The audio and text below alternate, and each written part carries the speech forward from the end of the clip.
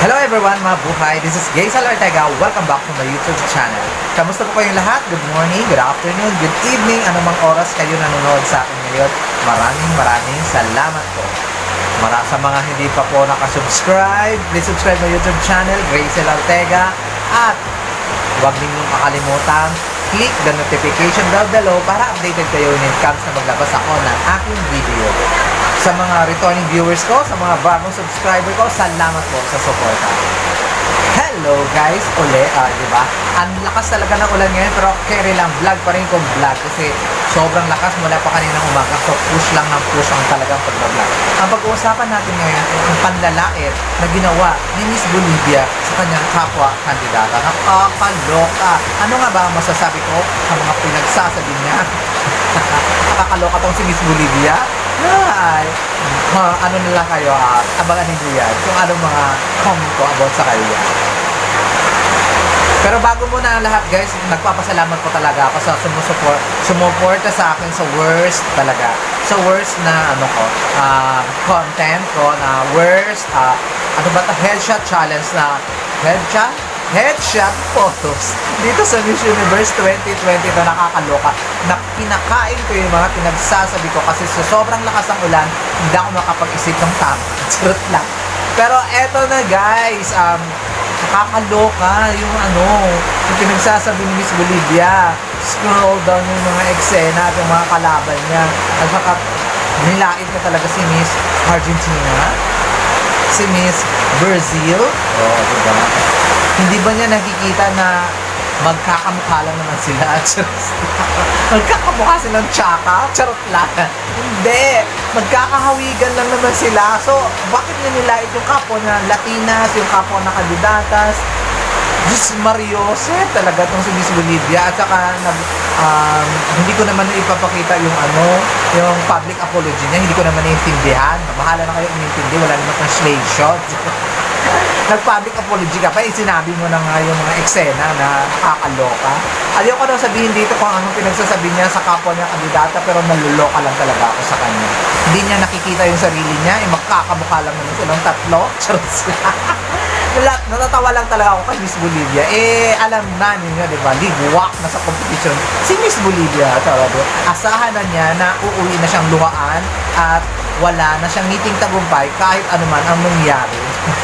Kahit ano pang explanation ang gagawin niya, kahit ano pang public apology ang gagawin niya, kahit ano pang tutuwad-tuwad pa siya dyan, tumbling-tumbling dyan, mag-flip pa siya dyan, wala nang mangyayari, wala nang placement na mangyayari kay Miss Bolivia. Tandaan niyo yan. Naalala nyo guys, yung panlalait ni Miss Russia nung ano ba tawag doon? Miss Universe 2020, o diba? Kahit na strong si Miss Russia at that time, niliguwak na talaga siya kasi nga, ambisyosa siya. May ganyan talaga yung mga pag-uugali ng mga girls at saka hindi talaga sila nag-iisip na may nag-video, may mga ganyan. Ay nako, kawawa lang talaga sila. Pero ganoon naman talaga yung mga pag-uugali, nagpaplastikan lang naman dyan sila.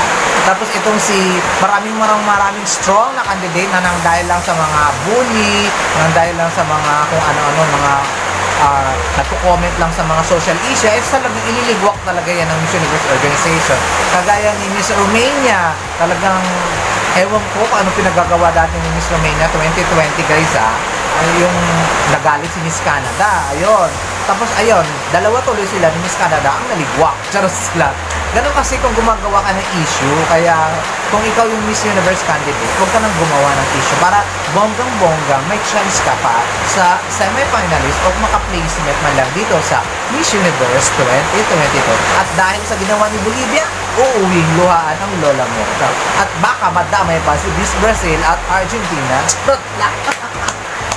Nakakaloka. Kasi mukhang walang nakakaloka. Ewan ko dyan sa kanila. Mabuti nga nilait niya yung mga kapwa Latina ng mga fest. Mabuti hindi siya pumunta dito sa mga Asian at pinaglalait nila. Kasi ang tsakat ng mga ng pa-headshot photos ng mga Asian. Nakakaloka. So, bahala na yan sila at alam niya na ng Miss Universe organization kung sino ang dapat iligwa. Thank you so much, Bolivia. Kasi naging konti na lang yung kalaban ng Philippines, kaya maraming salamat. O, diba? At idamay mo pa si Argentina, i-provoke mo sila para gumante. Charot lang, charot lang. Sana naman kung ano man yung mga manahimik na lang. Kagaya ko, manahimik na daw ako. Manahimik na para walang away, o diba?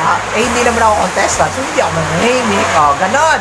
Kaya maraming salamat guys sa inyong mga suporta. At saka bago nga pala ang lahat, binabati ko ng happy 13th birthday Ashley Napaton. Anak po siya ni Ma'am Jenaline Napaton, bunso niyang anak na napakaganda.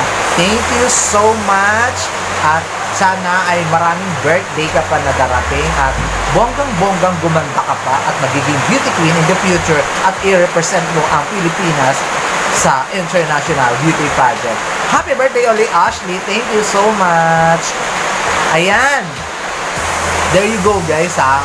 Yun na lang yung masasabi ko kay Miss Bolivia. Kahit ano pang gawin mong public apology dyan, kahit magbubuka ka pa sa public apology dyan, wala nang mangyayari, wala nang nagawa na ang lahat, na-post na ang lahat, narinig na namin lahat, so wala nang chance sa pagpatawad. Charot lang.